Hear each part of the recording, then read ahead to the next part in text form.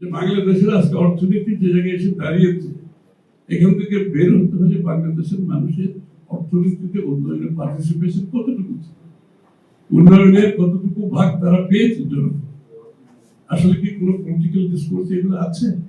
আমাদের political culture তো change করতে হবে, আমাদের টলারেন্স থাকতে হবে, একে অপরের প্রতি টলারেন্স থাকতে হবে, একে অপরের মতের প্রতি আমাদের রেসপেক্ট থাকতে হবে।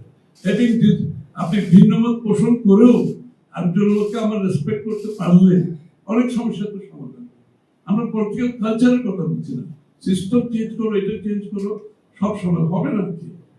যদি পলিটিক্যাল কালচার বাংলাদেশে চেঞ্জ না হয়, আমরা যদি আমাদের সহনশীলতা বাড়াতে না পারি, আমরা যদি আরেকজনের মতের সাথে ভিন্ন মত পোষণ করে রেসপেক্ট দেখাতে না পারি, তাহলে nothing will work. Quite honestly confrontational সাংঘর্ষিক রাজনীতির মাধ্যমে গণতন্ত্র কোনোদিন